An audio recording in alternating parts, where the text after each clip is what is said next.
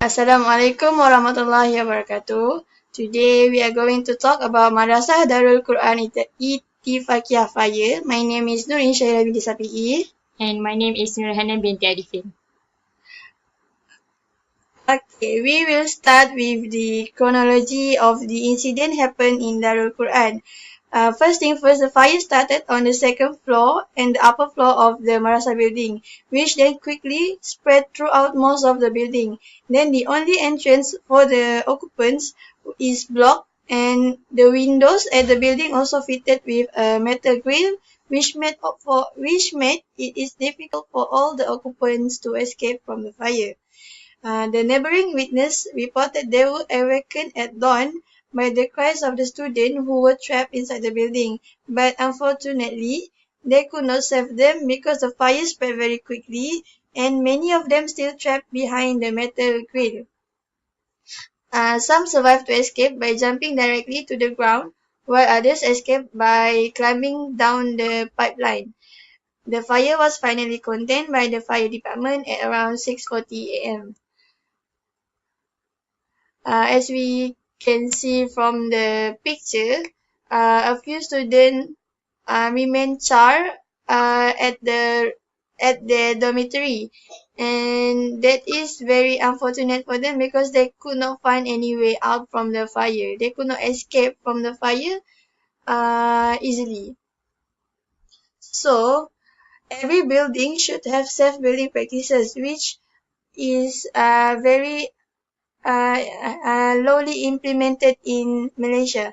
In Malaysia, the government organization that is responsible towards fire and life safety is Fire and Rescue Department Malaysia. The fire safety standards implemented are in accordance with the regulation in the Uniform Building Bylaw 1984 and FPA Codes and Standards, Fire Service Act 1988 and the Hazardous Material Code and Guide. UBBL is a published document which is used as a required safety standard and is emphasized by the government. In a building, according Uniform Building Bylaw 1984-2011, it should have best assembly area. Best assembly area is an area which it is available for all occupants. Okay, actually, assembly area is an area which everyone can gather if there's any emergency happen. Okay, next is firefighting access lobbies. Every building should have each have specific requirements for the lobbies. And then next is means of egress. Means of egress is actually an exit path that occupants may use to safely exit a building. Okay, next. Stairs. Safe building practices should have stairs. Stairs for emergency fire during has their own dimension that need to follow by rules that are stated in Uniform Building by law. Okay, fire drills also should be implemented and should be trained to the occupants of any building because from fire drills they know how to escape from a fire, from a emergency. Last but not least is the heat load. The building should know the heat load or the maximum heat that can be theoretically generated by the combustible items. Okay, now I'm going to explain how a fire happens. Fire occurs from the appropriate chemical reaction. The element involved in reaction of fuel, oxygen, and heat. As a result of the combined reaction of a fire theory was introduced as a fire triangle. The fire happened at Darul Quran Tafiz, started on the second and upper floors as I mentioned earlier. And then initially the firefighters actually thought it may be due to short circuit. But after being investigated, there are two cylinder gates in front of the door. Both cylinder gates are empty and cylinder valve is open. The fires in the central Tafiz are believed to be caused by using petrol which poured on the towel rack, shoe rack, and wall at the entrance of level 3. The suspect is believed to use gasoline while firing the Tafiz center. It is because the contents of gasoline residues were found after being investigated. The fire spread fastly to the ceiling and burn the entrance to the three levels. Flames are rapidly flowing because the LPG gas is released from both cylinders, causing it to spread. The LPG gas is liquefied petroleum gas. It is a simply propane or butane, and it is a very flammable mixture of hydrocarbon gases and used as in heating appliances, cooking equipment, and vehicles.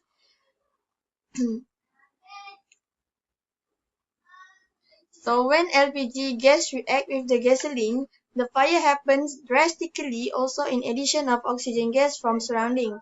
The element complete for the fire to occur. As a conclusion, the petrol used to accelerate the fire and two-cylinder gas which brought from the ground floor to the third floor of the Tafi Center.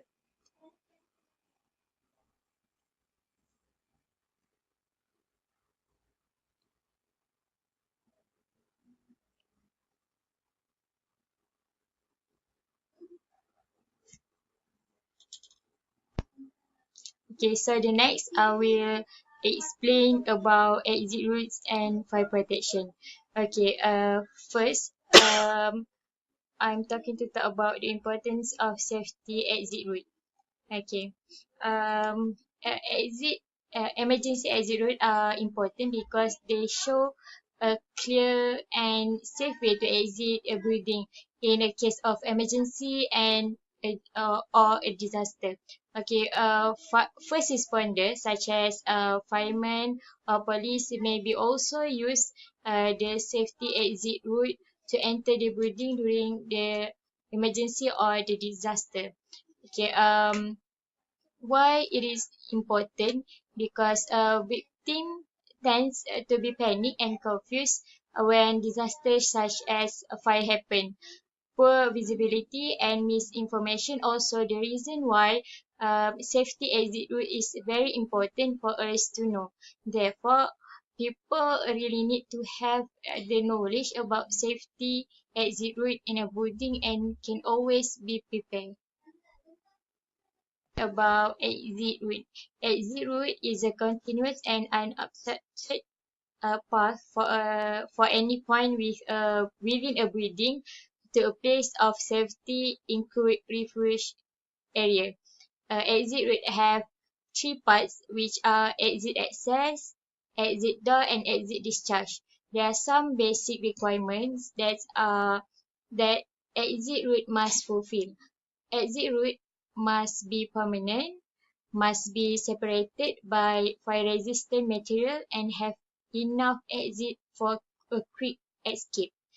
Moreover, uh, opening into an exit must be limited to those necessary to allow access to the exit discharge and protected by an approved self-closing fire door that remain closed or automatically closes in an emergency.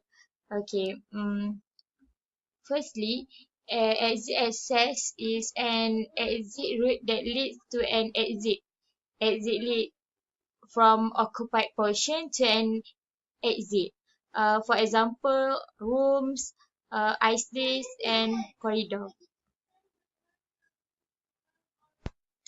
Okay.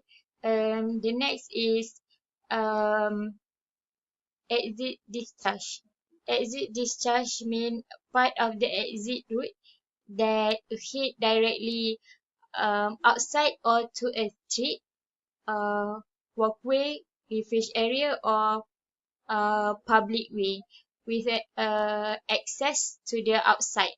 For instance, an exit discharge is a door at the bottom of a 2-hour fire resistant rate enclosed staircase that discharge to a place of safety outside the building. The safe place must be large enough to accommodate everyone likely to use the exit.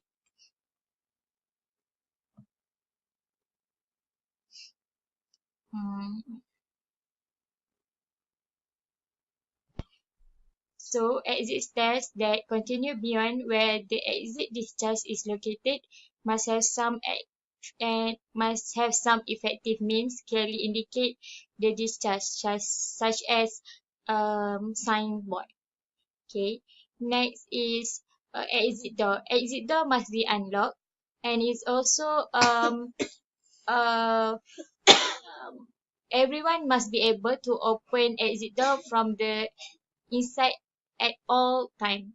Okay. The next is the exit door must be free from any device or alarm that could restrict emergency use if the device or alarm fails. Okay. The next is why fire at Pusat Tahfiz Darul Quran Ittifaqiyah happened.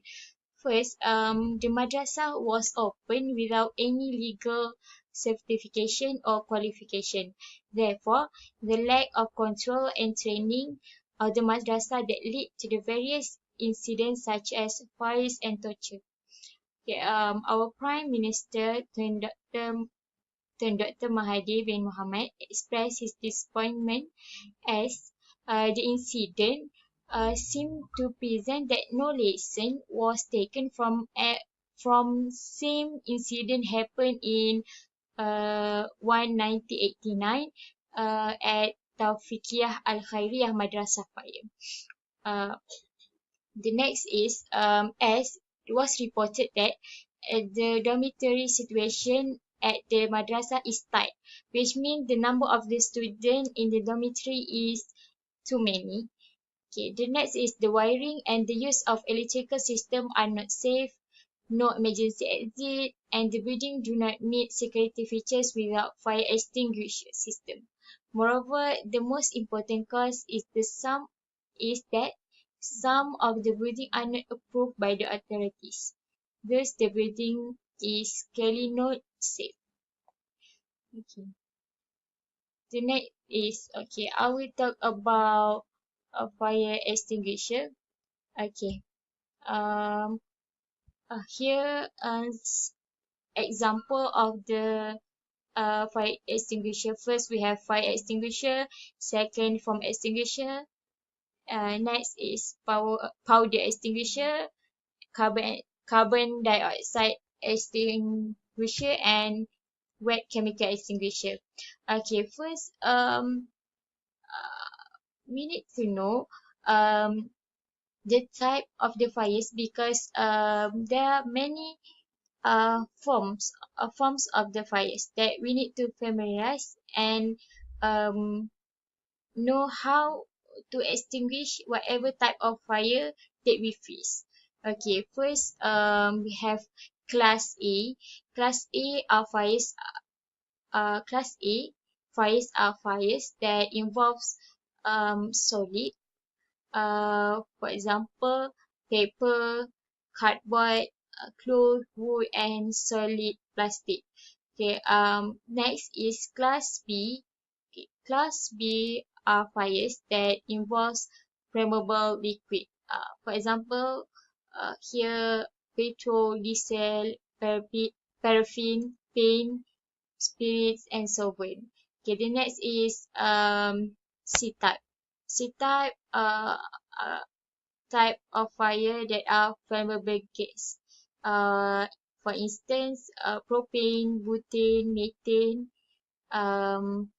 As we know, the case at the madrasah happened because of the class C fires from butane. Okay, the next is class D fires. Okay, class D fire are fires that involve metals such as sodium, lithium, titanium, aluminum, and also magnesium. Okay, the next is E-class. E-class is fires are involve electrical equipment, okay, such as TV, microwave, toaster, and so on. Okay, the last type is class F. Class F are fire that involve kitchen fires. Kitchen fires such as chip pan, vegetable oil, sunflower oil, uh, deep fat fryer, and cook, and so on. That's all from us, and Thank thank you you for for watching. watching.